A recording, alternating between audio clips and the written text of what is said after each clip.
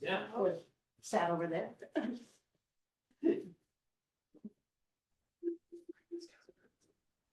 Anybody else wires behind it? Hi, everyone. We apologize for being late. We've had some technical difficulties and we've moved into a conference room. Hopefully, those of you attending online are able to hear us.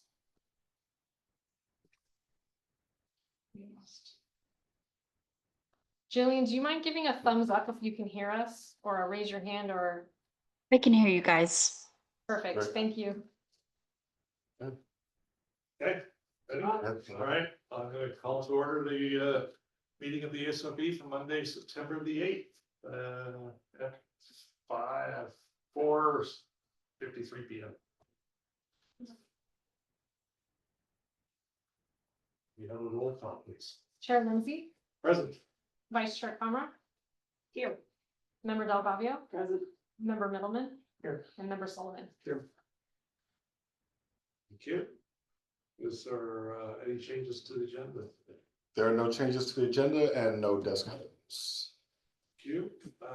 This time we call for any member of the public in the room, which I don't see anyone, or online. Would like to make a comment or statement on anything not on tonight's agenda. Now is your time to do so. For those online, please use the raise hand feature if you'd like to make a comment. There are no raised hands. So for the consent agenda tonight, with 2 items. But before a call for a motion, do we have the applicant or representative of the applicant online? We do. Okay. So I'd like to move that we pull item regarding 3100 Woodside Road from the consent agenda for discussion. Sure, if there's anything to discuss, yeah. Yeah. Just to brief discussion with the applicant. So with that, though, I'll move to approve the meeting minutes. I second. Chair Lindsay, Yes. Vice Chair Comra, Yes. Member Delgado, Yes. Member Middleman, Yes, and Member Sullivan. I was absent. Okay, you'll abstain then? Yes. So as it pertains to 3100 Woodside Road, the reason it was on the consent agenda is for the erection of story poles and neighbor outreach. If the applicant is present, it'd be great to hear if there was neighbor outreach and whether there's been any response to the story poles. So I invite the applicant to speak. Is this where I choose? Yes. Thank you. Oh, sorry. Hey there, can you hear me? Yes. Adam Biddle here, I'm the architect. Thanks for having me. So just for recap, so the story poles were installed as required. The thorough neighbor outreach was recorded and happened prior to the initial ASRB hearing. We have not heard anything from any of the neighbors. I went and visited the site, walked it. It's probably not even that visible, to be honest. If you went out there, it's pretty low profile. But no, there's been no neighbor correspondence since they've been installed. Okay. Thank you for that. Anyone else on the board have any questions? You know, I did have a question when I walked with the story poles. There's this beautiful oak tree. They actually have Christmas light. That's what they use for their Christmas lights. It's sort of in the building site. Is that a problem, Sage? I don't know which tree. It's exactly. off to the left. So if you were coming up the driveway and you walked into on the left side, in that courtyard, there's this big, beautiful oak, that even has some Christmas lights on it. Let's see if we can identify it.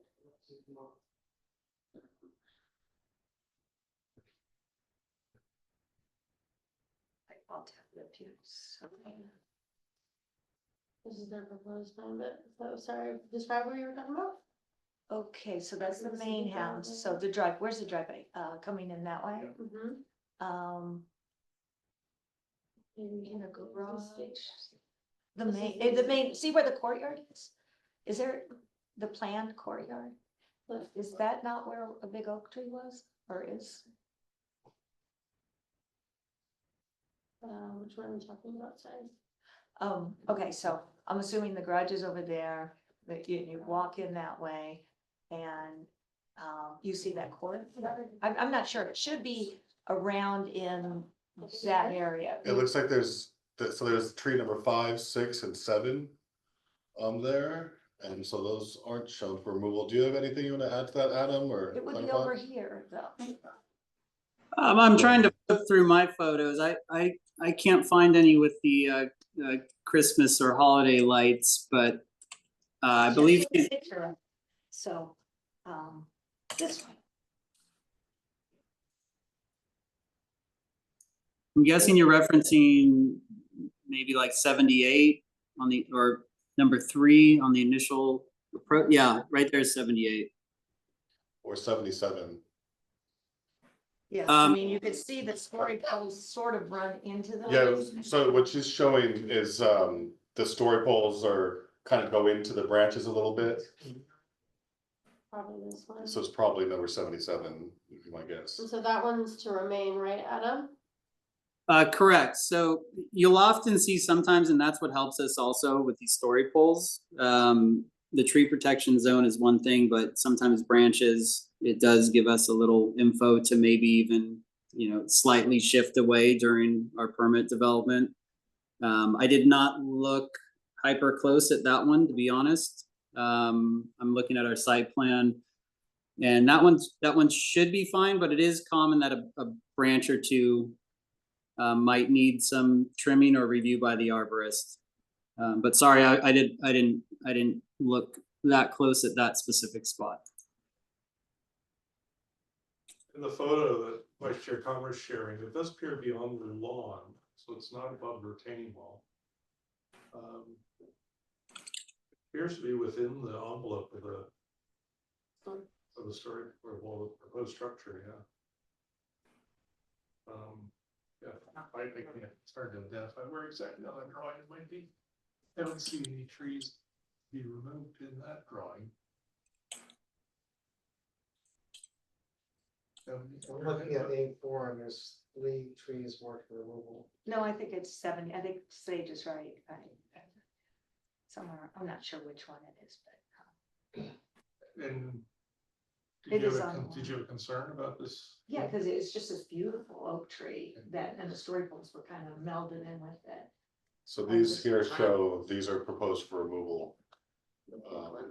And this kind of near their courtyard. Yeah. So there's no prohibition on removing trees, it's just a matter of part of the design review. They are showing the removal of these 3 trees, 60, 69, 70, and 71. And that's part of their proposal. Did anybody else see? No, I mean, I guess I just didn't think anything of it. I mean, sometimes you have to remove a tree. That's all, make sure to speak up so people can hear us online. Yeah, I did notice, I just didn't think anything material of it, because sometimes you have to remove a tree that's constructed. If I can add for you, tree 70, the one you're referencing on the arborist report is listed as a poor structural rating and recommended for removal. Same with 69, it's recommended for removal. So Or there's sorry. probably not anywhere for health reasons. It looked pretty well.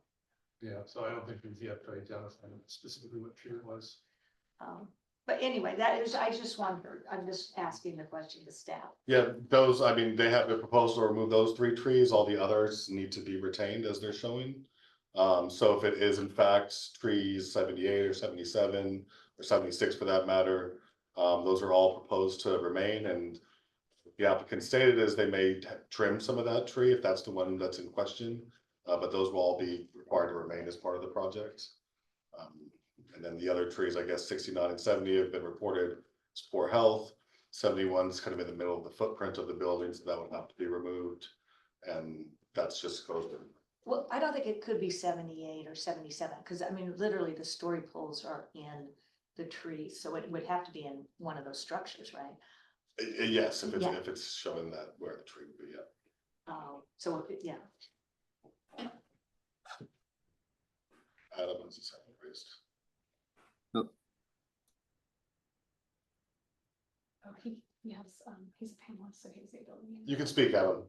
Oh, sorry, I didn't want to interrupt. I think I was looking at my photos. It is tree 70. So that, yeah, that is one that's been recommended for removal. And that is out of those three, that is the one listed as poor structural health. But yeah, those were the three proposed for removal in the prior hearing as well. I can definitely say that after going through that with an armor support and with trees that I thought were healthy were important. Okay. So, Good.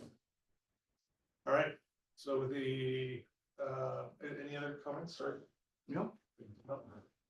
No. So with the, story poles erected, then, we're satisfied. If there's no further comments, you could make a motion to Yep. forward staff for formal design. So, I'll entertain a motion to forward to formal with staff. second. I was asking for. Yeah. I can't make all of them. Okay, I make a motion to, put this, but make a note for them to check this tree. Sure. So the motion forward to staff, to review the quality and integrity of the tree, to determine if it is in fact in poor health. Is there a second? yeah,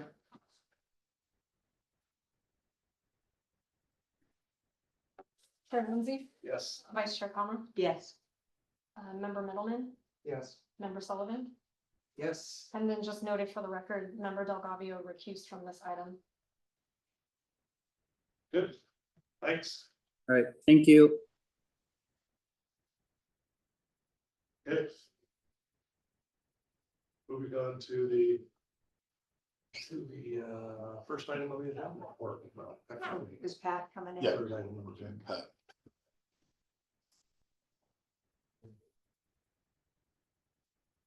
Just waiting for member Delgado. Yeah, here she comes. Oh, no, exactly. There she is.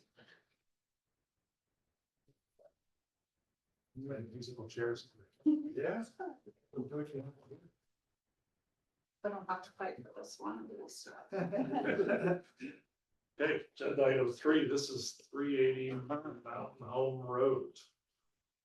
And I think, member Delgado and Vice Chair Conroe wanted to make a statement before we begin. Yeah, I would just like to make a statement that I do know, the applicants. I've lived in this town for 35 years, so we tend to know quite a few of the residents. And I can be impartial on this, particularly because they are not asking for any variances or any exceptions, and it's a very modest project, so I feel okay if that's okay with Sage. Yes. And same situation for me. I know the applicants as well, and I've also worked on a couple of their projects and supplying furniture. But also feel like being impartial, because I think it's a great design and checked it out and everybody approves, and I feel comfortable. You're, sorry, Sage, correct me if I'm wrong, you're in no obligation to recuse. That's correct. So in in circumstances, if you haven't taken a certain financial contribution from the applicant within the certain, I think it's 12-month period, then the idea is the ASRB members have indicated they can be impartial on this application and chose not to recuse. Good, thank you. All right, I'd invite Jillian to give us a presentation. Fantastic, gonna try and speak as loud as possible. Hope you're all having a wonderful start to your week. I'm here tonight to present conceptual design review for 380 Mountain Home Road, which consists of the construction of a new single-family dwelling and an accessory storage structure on an existing parcel that contains accessory uses, including driveway, parking retaining walls, and other such small structures, including garden sheds. Okay, perfect. Subject property is about 3.01 acres, and it's located at the intersection of Mountain Home Road and Mountain Home Court, which is a private roadway here in town. The site's gently sloping from approximately 402 feet in elevation at the front property line along Mountain Home Road to approximately 466 feet at the rear property lines. And there are no 35% slopes identified on the project at this time. The site currently does not contain any existing permitted or principal uses, such as a single family home. However, there are a myriad of accessory uses that are on property, as we can see here, including retaining walls. We have some sheds, planters, driveways, parking, things of that nature. So this would be establishment of a principal use. The provided preliminary title report, easement documentation, and topographic surveys do identify 15-foot bicycle, equestrian, and hiking easement. There are also ingress and egress easements on property, and there is a road maintenance agreement on this property as well, as outlined by the title report.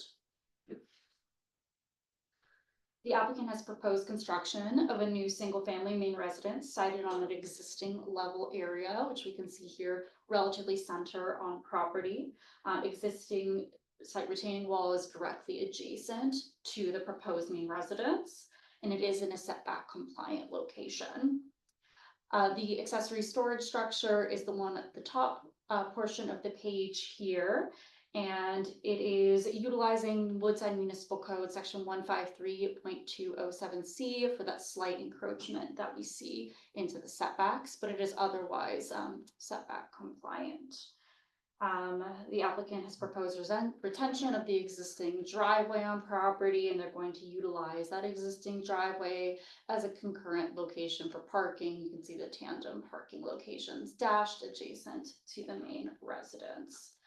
And they are also removing 6 trees in conjunction with this project per the current proposal, 5 of which are oak trees, 1 of which is an unidentified tree species, but all of which are falling directly in or adjacent to the footprint of the structures.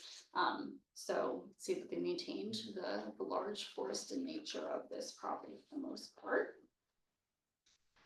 The applicant has proposed a single-story main residence with an attached covered patio space that runs along the western building facade. There's 7/12 pitch gable roof that creates this covered patio and kind of provides an interior-exterior locality among the building.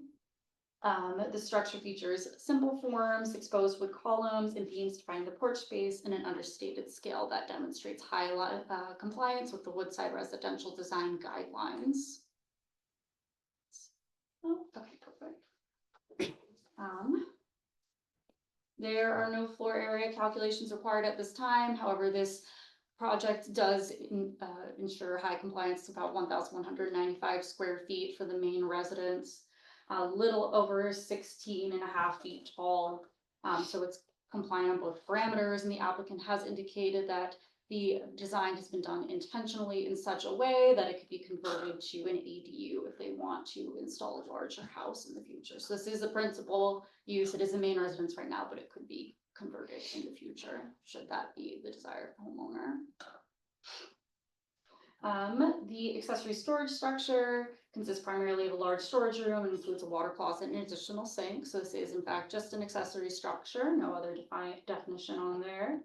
The structure has an understated gable form that aligns very strongly with the house and therefore the residential design guidelines. Approximately 684 square feet total and approximately 15.5 feet tall. And it is compliant with the plate height requirements as well. The applicant has provided a digital material sample for us to look at here. They have indicated that they have a mixed exterior materials palette consisting of standing seam pre-finished metal roofs, painted aluminum clad windows, stained wooden columns and beams, wooded doors, painted wooden or composite trims and doors and windows, and painted composite or wood metal vertical siding. Prior to formal design review, they'll need to pick which one of those options for both the windows and the siding that they'll want to implement. But at this time, they kind of have indicated one or the other of those two. As we can see here, the applicant has employed a lot of earth tone shades. We have charcoals, light and dark greens, as well as natural stained oak integrated into this proposed materials palette. Likewise, the accessory structure has been indicated to use a near identical materials palette. We will be requesting formal samples in conjunction with formal design review. Pretty quick and easy project, but we do have the applicant here if you have any questions on design. But happy to take any staff questions should you have them. Great, thank you. Are there any questions for Jillian? So 2 questions. You said there was a road with the road maintenance agreement. It's not the road that runs through the property, it's a different one. Sorry? You said that there's a road maintenance agreement as part of this property. Yeah, so the property we see here, sorry, let me see if I can go back. You can see that the driveway actually abuts onto Mountain Home Court, which is that private road.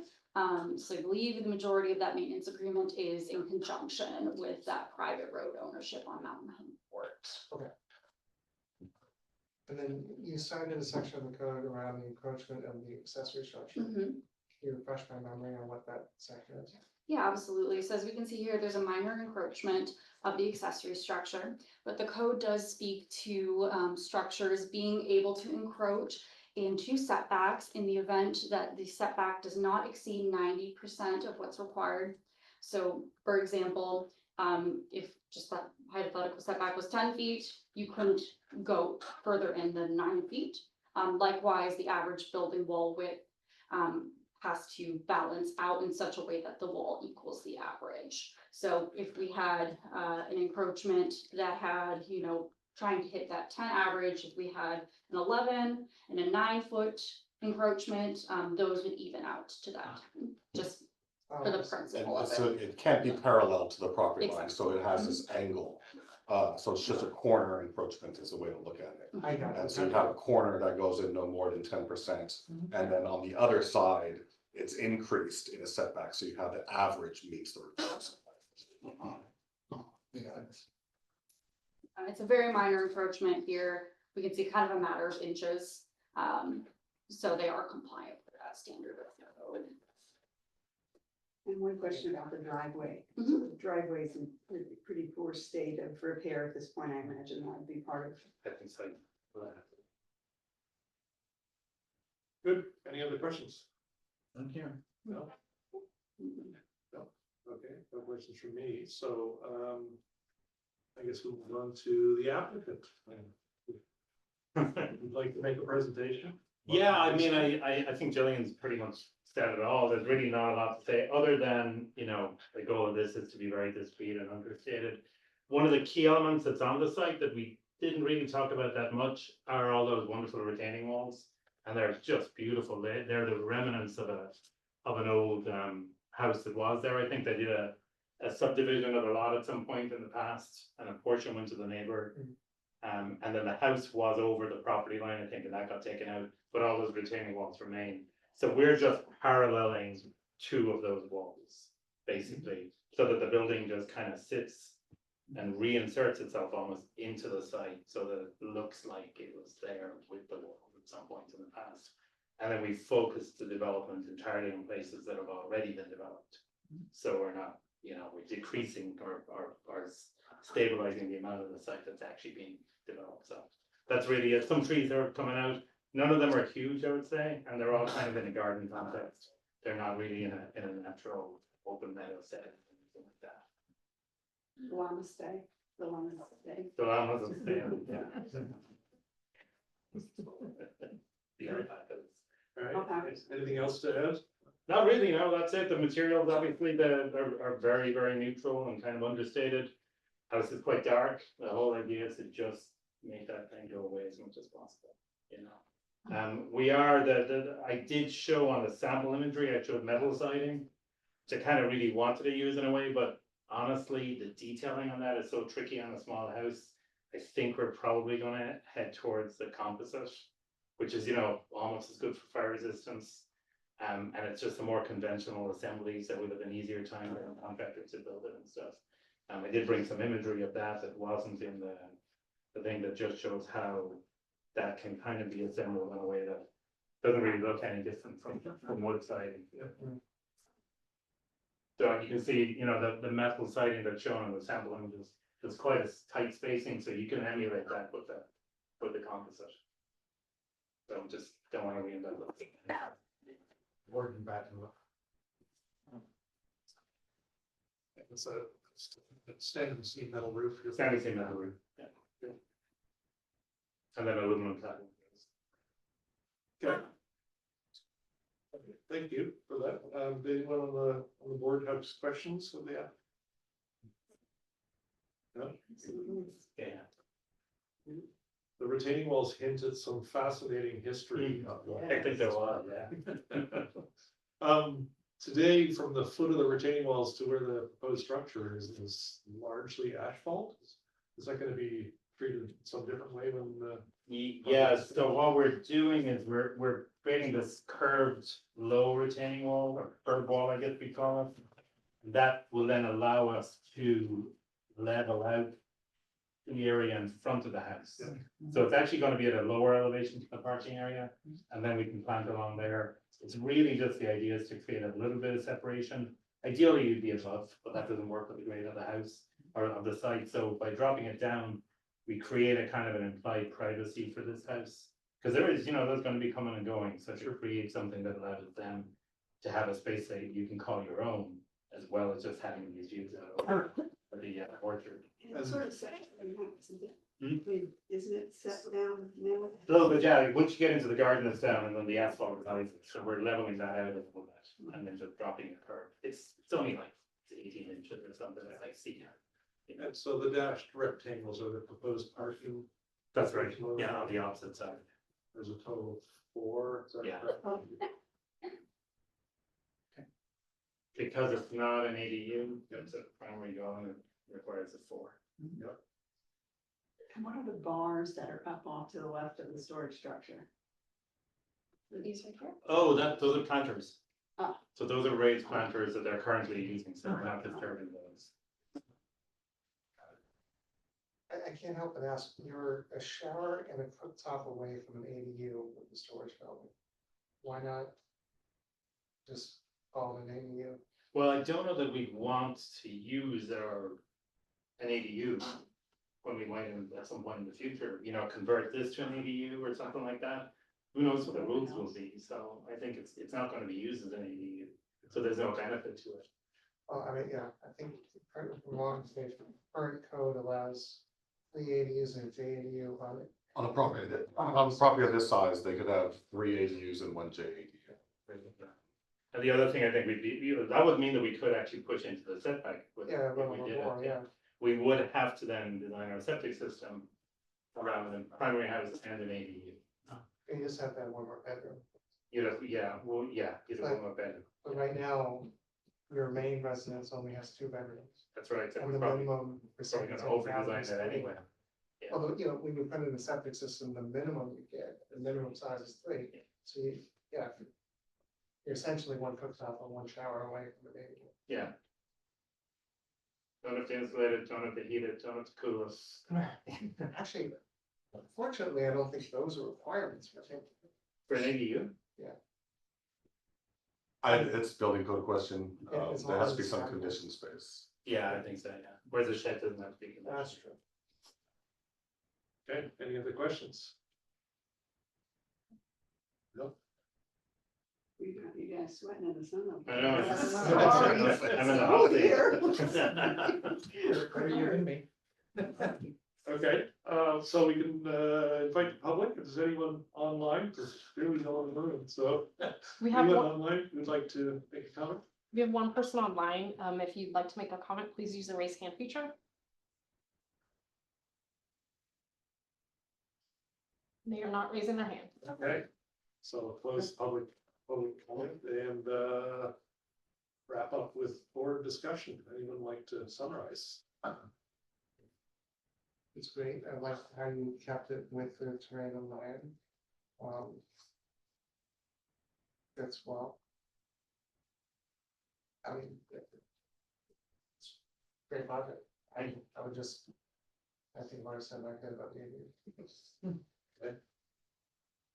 No comments from me. No comments? No. Okay. Yeah, I mean, it's so rare we see such a modest Yeah. Right? proposal on a large piece of land. It's refreshing. Desirable finishes. Yeah. No, I think, actually, Jillian summarized it in her report about a strong alignment to the site design guidelines. Thank you for stating. Yeah, I'm fully supportive of it, so. Good. I just love that we're adding one more house to our housing stock in Woodside. And so that's fabulous. And, Steps. so we do appreciate that. And, I mean, it's a very, you summed everything up in your report, just a modest, blends into the environment, really not gonna be seen much. You don't have big windows with lights flashing out, and it's perfect for the setting and for Woodside, the whole rural, our guidelines. That's perfect. Yeah. Did you capture that, Sage? Yes. Generally commend the applicant on modest scale adherence to the guidelines. Placement. Good. We'll see you in 2 years for the greenhouse proposal. All right. Sorry. I was gonna, Okay, go ahead. I'm happy to motion that I recommend that smooth their formal staff. So story poles are not installed, is that correct? No, they are. Oh, they are, great, okay, well, there you go, thank you. So since story poles are installed, I motion that it moves to formal staff, but we added, not requirement, but strong recommendation to reconsider adding an ADU to the house building. That's the housing numbers one. Said a shower and cooktop away with some insulation. Is there a second? I'll second. Chair Lindsay, Yes. Vice Chair Conrad, Yes. Member Delgado, Yes. Member Middleman, Yes. and Member Sullivan. Yes. Great, we'll send another out. Excellent, thank you very much. Thank you.